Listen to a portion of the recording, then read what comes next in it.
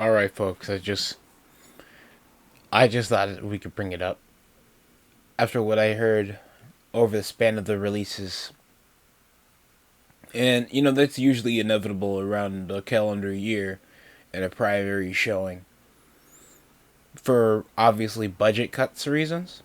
Why paying guys that don't move the needle? I get it, but I've never in that video ever denounced their efforts. Some of these guys have tenure, like Shayna Baszler, Corey Jade, Gigi Dolan. Braun Strowman has a tenure spanning all the way back in 2015 when he was, where you guys probably saw him as the fourth member of the Wyatt family. Some of these guys have their own merchandising, tenure, experience, and relationships around the business that Dave Meltzer pretends to have. Because Al Snow said it the best, he is just a well informed fan. He's just a very popular fan, mark of the business, no eye for talent. He shills over for AEW. He's just coming around shitting on talent that he doesn't know of personally, doesn't know how to work, doesn't know how to run his own promotion. So let me tell you this. Never in your life be denouncing these talents because they don't work hard enough. Some of these talents have fucking tenure, Dave Meltzer. We have never heard of you.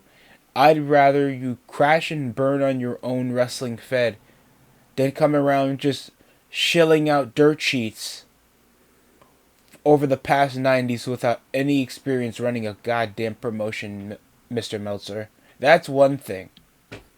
Denouncing a worker's work ethic because they don't preferably wrestle your type of style, or because they don't work over your own promotion, or because they don't have a specific style that just entails their whole identity of being a good pro wrestler in your eyes, doesn't make them bad wrestlers.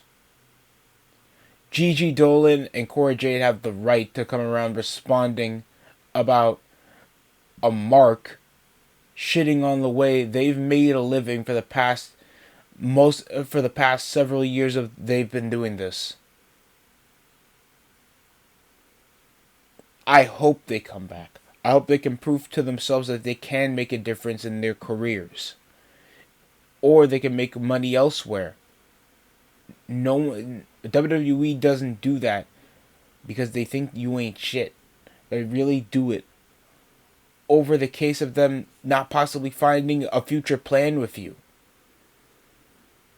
That they have to pay other people that they probably feel like they can make a longer version with in the future. That's primarily business. You shit on them, and then you see a guy that you signed $10 million for, and you don't even book him as a headliner over the past 7 years, of the past 2 years. I'm talking about Will Ospreay. The hell he's done.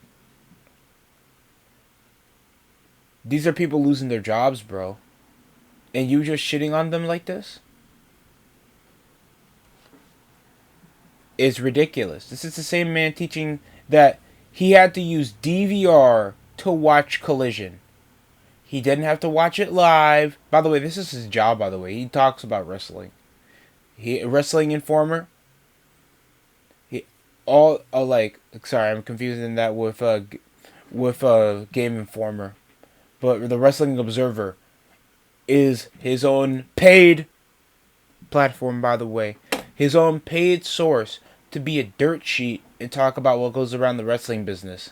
But then he has to save and use goddamn DVR like the 50-year-old grandfather he is to watch the own product he shills for. So even he doesn't make time out of his own schedule because he knows that Collision isn't important enough as a television product to watch on a weekly basis.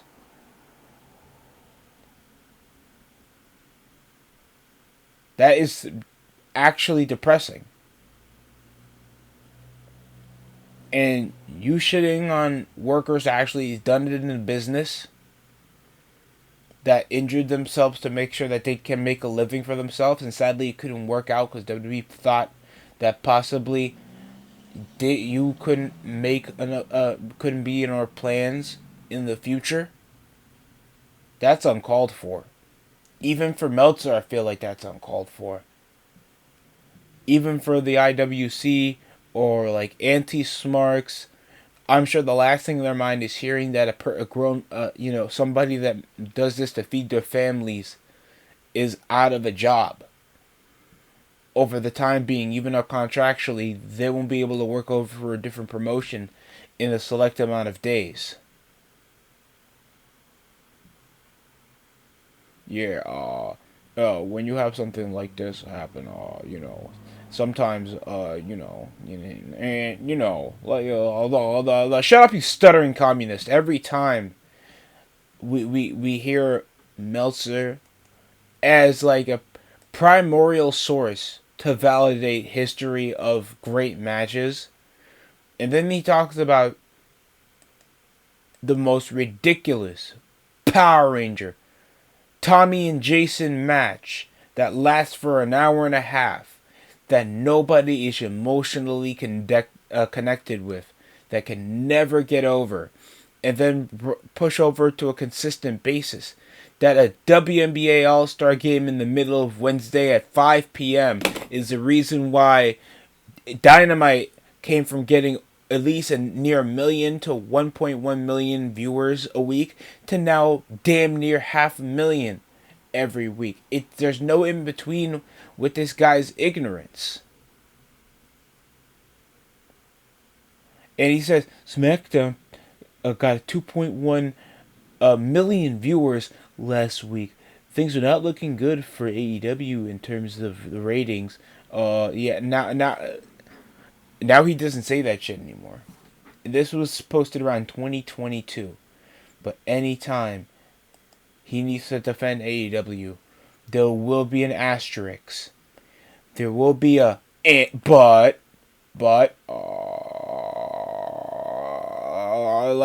Jesus Christ.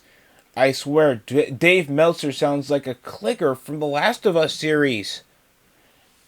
It gets agitating. Because I'm sure he's been watching wrestling for a long time. Yeah, watching. Not working. Just watching.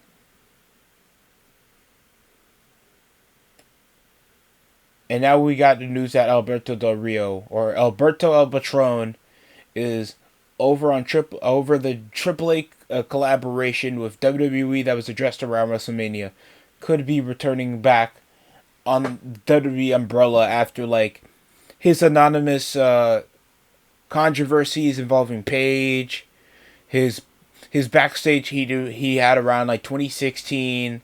You guys probably haven't seen of him since the League of Nations faction that he had with I think it involved not Cesaro, I think Wade Barrett, Rusev, and Sheamus.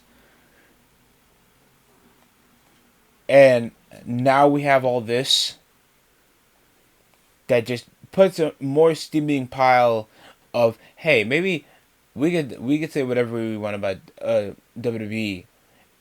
They don't try to put you on the shelf. Is one thing. This is a team that they can't find a recently future out of you. It'll be possibly a waste of money if we just keep you over benched while we're still paying you, and it feels like you have no future. We can't let that happen, and we can't be losing profit off that.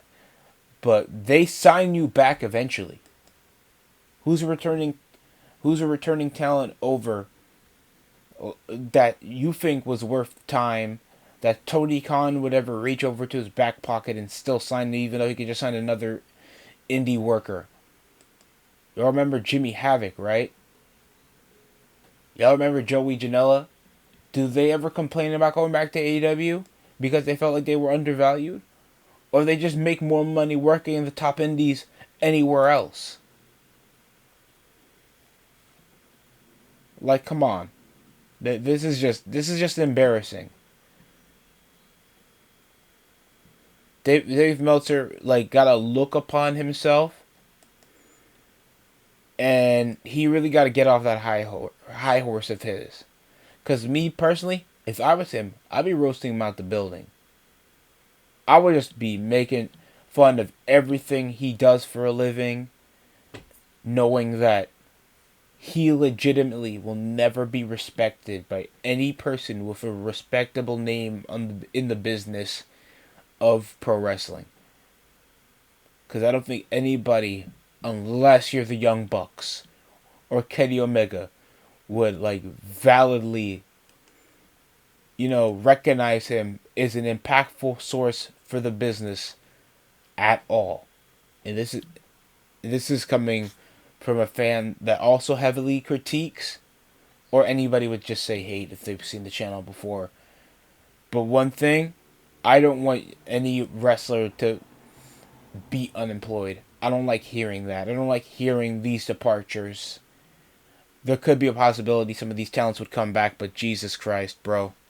Tell me how y'all feel about what Dave Meltzer's opinion. Because Jesus Christ, that was uncalled for and completely unprofessional in my opinion. That's it for me.